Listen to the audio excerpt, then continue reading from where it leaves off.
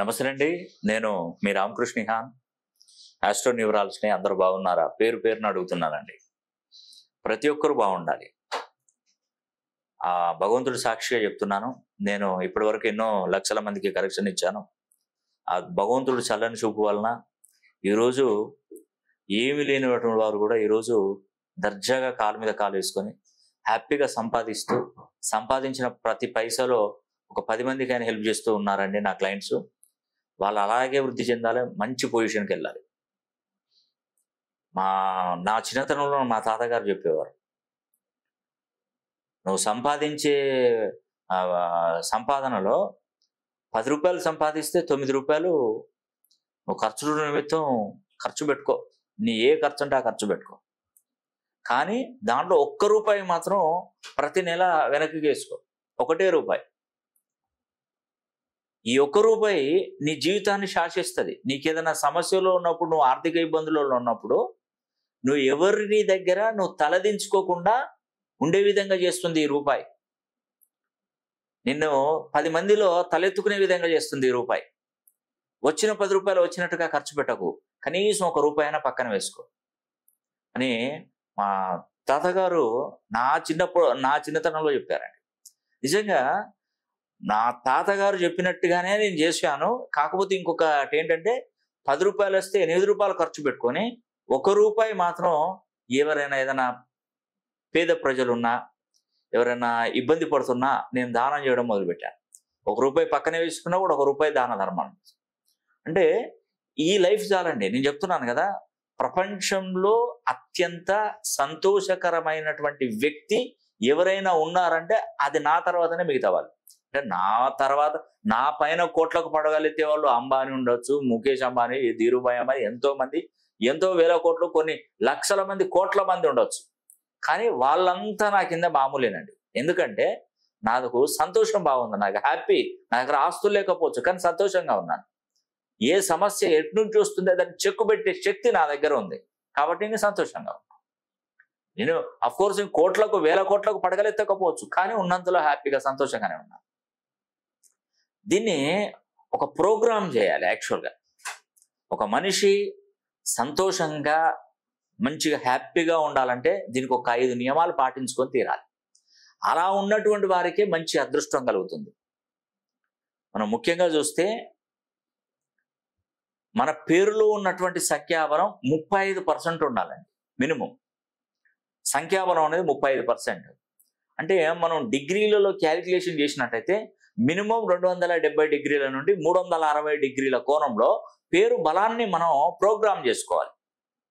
ఇది ఫస్ట్ నియమం. ఇది రెండోది, మనకు న్యూమరాలజీ ఎంత మంచి స్థాయిని ఇస్తుందో ఆస్ట్రాలజీ కూడా అది మన పూర్వకాలం నుండే ఉంది. నిజమండి, నేను చెప్పేదంతా రియల్, ఇదంతా అబద్ధం కాదు. ఒకరోజు కీరో గారు ఏం చేశాడంటే, ట్రైన్లో ప్రయాణిస్తున్నాడు. కీరో గారు అంటే మీకు తెలుసా? ప్రముఖ హస్త సాముద్రిక తాళపత్ర నిపుణుడు అతను. అంటే హస్త సాముద్రిక శాస్త్రంలో గొప్ప గనుడు.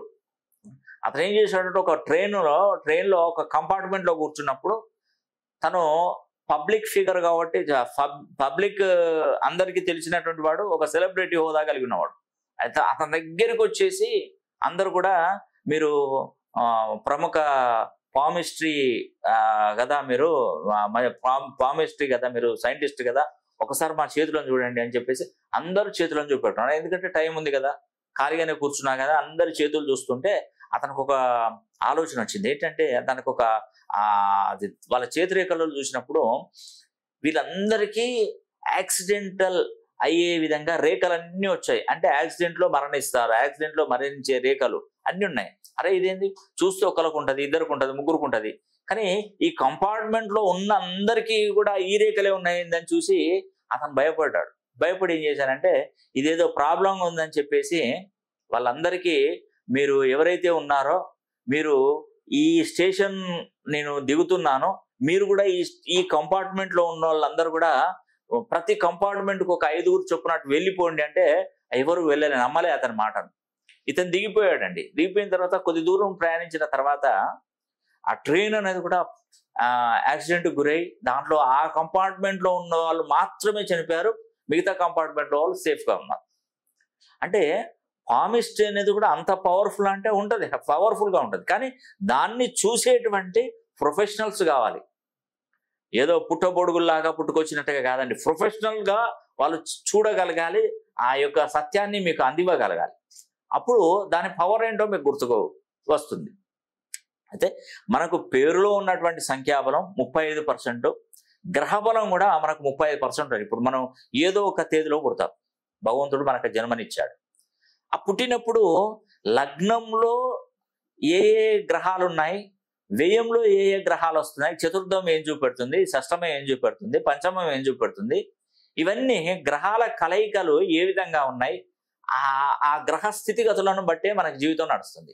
దాంతోపాటు ప్రజెంట్ ఇప్పుడు నడుస్తున్నటువంటి గోచార స్థితిగతులు 50% ఇది చూపెడితే 50% అది చూపెడుతుంది. పుట్టినప్పుడు ఉన్నటువంటి గ్రహ స్థితులు, ఇప్పుడు ప్రజెంట్ నడుస్తున్నటువంటి గోచారం, ఈ రెండు కలిపి 35% ఉండాలి.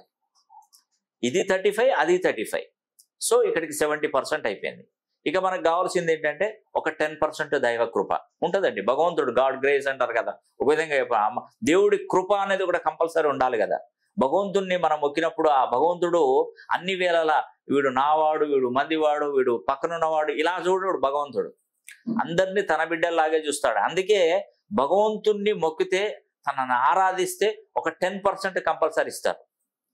కొంతమంది నా దగ్గరకు వచ్చారు, సార్ ఏం సార్ మేము ఇంత భగవంతుని మొక్కి రోజు ఇన్ని హోమాలు చేసి పూజలు చేస్తే నాకేం ఇవ్వట్లేదు, వాడికి చాలా ఇస్తున్నాడండి భగవంతుడు, ఏంటండి వానికి ఎందుకు ఇస్తున్నాడు అన్న ఫీలింగ్లో నాతో చెప్తున్నారు. వాడు ఎప్పుడు చేసే పని అంతా కూడా అది వరస్ట్ పని, అన్ని వాడికి డబ్బులు పోతున్నాయి, మేము ఇంత నిజాయితీగా జాబులు చేసుకుంటున్నాం, వ్యాపారాలు చేసుకుంటున్నాం, ఒక పైసా మిగులట్లేదు, వాడికి ఎందుకు మిగులుతున్నాయి సార్, వాడికి దేవుడికి తెలియదా అన్నట్టుగా మాట్లాడుతున్నాడు. అంటే భగవంతుని మొక్కకపోతే ఎంతనండి, భగవంతుడికి ఒక 10% ఇస్తాడు. యావత్ భారతదేశం కాదు, ప్రపంచంలో ఉన్న ప్రతి మానవుడికి మొక్కితే ఒక 10% మాత్రమే అనుగ్రహం ఇస్తాడు. ఎక్కువ ఇవ్వడానికి రూల్ లేదు. ఒకవేళ భగవంతుడే ఎక్కువ కనుక నీకు పర్సంటేజ్ ఇస్తే నేను పని చేయను, ఇంకా ఇంటికాడనే కూర్చొని హోమం చేసుకుంటుంటాను ప్రతిరోజు. ఉదయం నుండి సాయంకాలం పడుకునే వరకు కూడా నీ హోమాలు యాగాలు దేవుణ్ణి పూజిస్తాను. మరి తిండి ఎవరు పెడతారు నాకు? అంటే ఇలా చేస్తారని భగవంతుడికి ముందే తెలిసి ఏం చేశాడు, దాన్ని 10%గా కుదించాడు. ఎప్పుడు నా ధ్యాసన అయితే నీ భార్య పిల్లల్ని ఏం పోషించుకుంటావు, నువ్వేం పని చేస్తావు, నువ్వు ఎలా ఎదుగుతావు, నువ్వు కష్టం ఎక్కడ పడతావు ఇంకా. కాబట్టి ఆ భగవంతుడు మన ఆలోచనను పసిగట్టి ఒక 10%కే కుదించాడు. నువ్వు ఎంతనే చేసుకో, నేను ఇచ్చేది 10 తీసుకో, లేదంటే లేదు, వద్దంటే వద్దు, అంతే. ఇకపోతే గృహవాస్తు, చాలా మంది ఏం చేస్తున్నారంటే గృహవాస్తు పరంగా చాలా వరకు ఇళ్లను కూల్చేస్తున్నారు. ఉన్నటువంటి కట్టినటువంటి ఇళ్లను కూడా కూల్చివేసి కొత్తగా బిల్డ్ చేసుకుంటారు, మళ్ళీ కట్టుకుంటున్నారు. దాంట్లో వచ్చేది ఒక 10%ఏనండి. నేను చెప్పేది అది అక్షరాల నిజం. 10% గృహవాస్తుగా మనకు వస్తుంది. తర్వాత ఒక 10% మనం ఎవరికైనా దాన ధర్మాలు చేస్తూ వస్తుంది. మనం అనుకుంటాం దాన ధర్మాలు చేస్తే 10%. మనకున్న దానమంతా, మనకు సంపాదించినంతా దానం చేస్తే ఇంక ఈ 100 రూపాయలు ఖర్చు పెడితే 500 రూపాయలు ఖర్చు పెడితే ఇంకా 500 మనకు వస్తాయి కదండి. దాంట్లో ఒక 10% మాత్రమే వస్తుంది.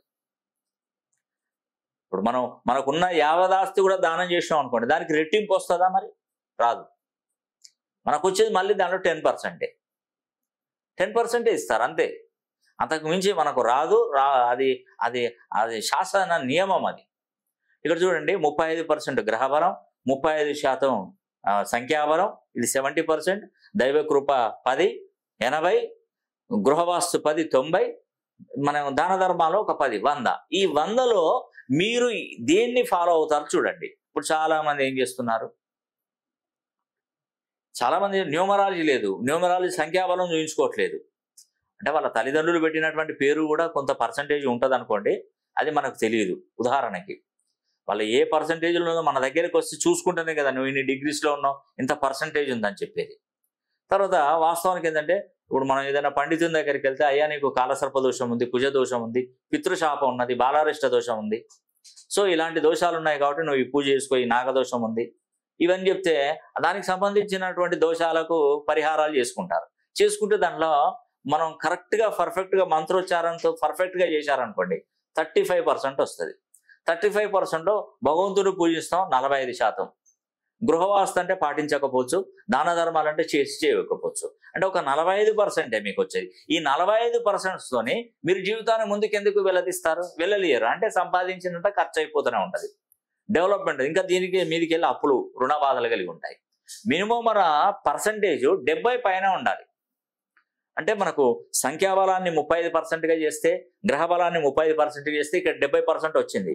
ఇక మనకు కావాల్సింది ఏంటంటే దైవ కృప. మనం ఎలాగో భగవంతుని మొక్కుతాం, 10% వస్తుంది, సరిపోతుంది. 80%లో మనం రేంజ్ అవుట్ అయిపోతాం.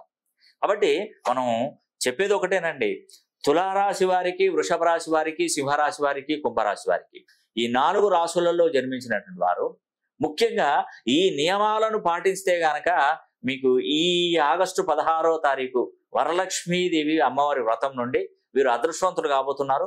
మంచి ఉన్నతమైనటువంటి పొజిషన్ కూడా మీరు వెళ్ళబోతున్నారు. ఈ వీడియో కనుక మీకు నచ్చినట్లయితే లైక్ చేయండి, షేర్ చేయండి, కామెంట్ చేయండి. సర్వే జన సుఖినో భవంతు.